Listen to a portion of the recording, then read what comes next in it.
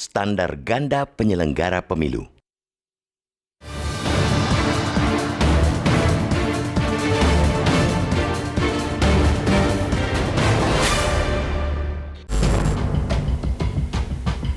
Respons berbeda tampak nyata diberikan Komisi Pemilihan Umum atau KPU dalam menyikapi putusan Mahkamah Agung di satu sisi dan putusan Mahkamah Konstitusi di sisi lain.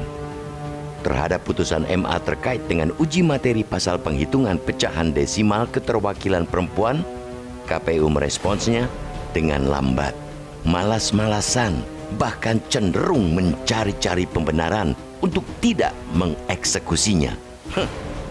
Ujung-ujungnya mereka enggan merevisi peraturan KPU atau PKPU nomor 10/2023 tentang pencalonan anggota legislatif.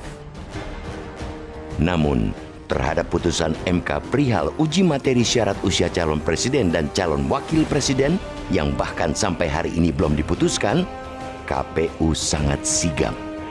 Ketua KPK Hashim Asyari sendiri yang menyatakan KPU siap merevisi PKPU tentang pendaftaran peserta pemilu presiden dan wakil presiden begitu nanti MK memutuskan perkara tersebut.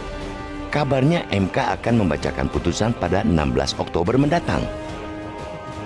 Tentu saja sikap standar ganda KPU tersebut mengundang tanda tanya dan dugaan-dugaan dari publik.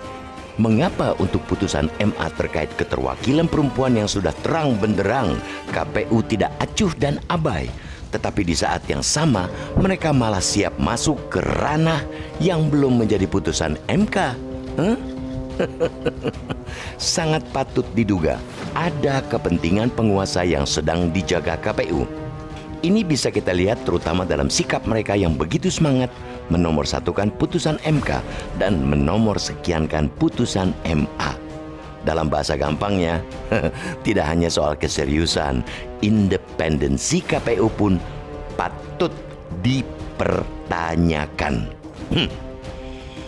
Memang kepentingan politik kekuasaan di balik gugatan uji materi syarat usia capres dan cawapres sangatlah kental. Putusan MK nanti akan menjadi penentu langkah penguasa saat ini dalam memuluskan dinasti politik yang sedang ia bangun. Sudah bukan rahasia lagi bahwa uji materi soal usia capres-cawapres itu adalah jalan pintas untuk membawa putra sulung Presiden Joko Widodo melompat jauh menjadi cawapres Prabowo Subianto. Namun, tentu itu bukan alasan bagi KPU untuk boleh memprioritaskan respons terhadap putusan MK. Sementara di sisi lain mereka tidak mengajukan putusan perkara yang lain. Kita tidak hendak mengatakan bahwa KPU semestinya juga merespons setengah hati putusan MK tersebut. Tidak. Sebaliknya, kita justru ingin mendorong KPU agar memberikan perlakuan yang sama terhadap dua putusan dari lembaga yang berbeda itu. Kita ingin KPU memiliki keseriusan dan kehendak politik atau political will dengan derajat yang sama dalam merespons putusan-putusan hukum yang berkaitan dengan aturan pelaksanaan pemilu. Jangan tebang pilih. Jangan pula memasang standar ganda.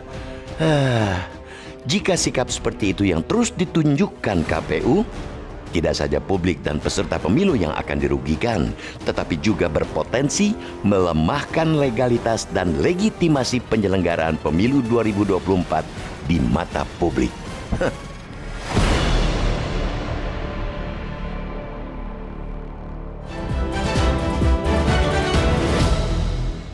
Pemirsa, itulah yang akan kami sajikan dalam editorial pada malam hari.